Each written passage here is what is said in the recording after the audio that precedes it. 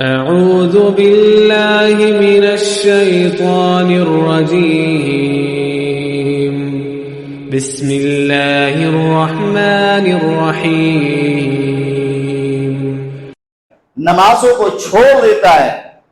عبادہ بن صامت رضی اللہ عنہ روایت کرتے ہیں کہ آپ صلی اللہ علیہ وسلم نے فرمایا کہ جو سستی اور کاہلی کی وجہ سے نماز کو چھوڑ دیتا ہے وہ دائرہ اسلام سے خارج ہوتا ہے۔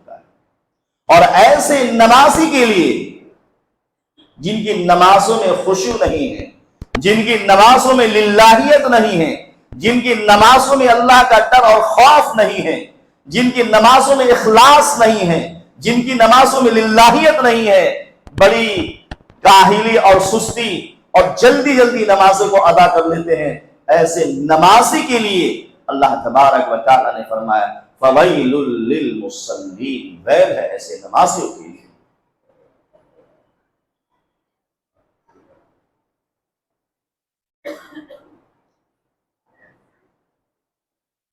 فَوَيْلٌ لِّلْمُصَلِّينَ، ایسے نمازیوں کے لیے ویل ہے، جہنم کے گڑھا ہے۔ آپ تصور کیجئے جو نماز پڑھ رہا ہے لیکن ان کی نماز میں خشوع نہیں، للہیت نہیں، تقوی نہیں، ڈر اور خوف نہیں، تو ایسے نمازی کے لیے، اور جو سرے سے نماز چھوڑ دے اس کے لیے کیا ہوگا؟ اس کے لیے ہمیشہ ہمیش کے لیے جہنم، جس نے نمازوں کو چھوڑ دیا۔ اللہ کے نبی صلی اللہ علیہ وسلم نے فرمایا کہ میں نے خواب دیکھا کہ مجھے دو شخص پکڑ کر آسمان کی طرف لے جاتے ہیں اور کہا اس پر چڑھیے۔ میں نے چڑھنا کوشش کیا لیکن میں چڑھ نہیں پایا۔ جناب محمد رسول اللہ صلی اللہ علیہ وسلم کہتے ہیں کہ مجھے دونوں طرف سے پکڑ کر چڑھایا، اور جب میں نے دیکھا کہ جہنم کے اندر ایک شخص کو الٹا لٹکا کر اس کے منہ کو چیرا جا رہا ہے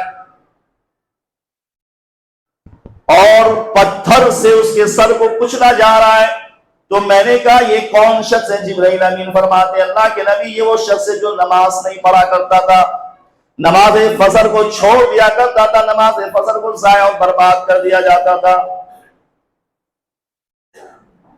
تو سامعین کرام، یہ اس کی سزا ہے۔ تو ہمیں چاہیے کہ ہم اس رمضان میں یہ عہد و پیمان کر لیں۔ صرف رمضانی مسلمان نہیں بننا ہے، رمضانی نمازی نہیں بننا ہے کہ رمضان تک روزہ رکھ لیا، رمضان تک ہی نماز پڑھ لیا۔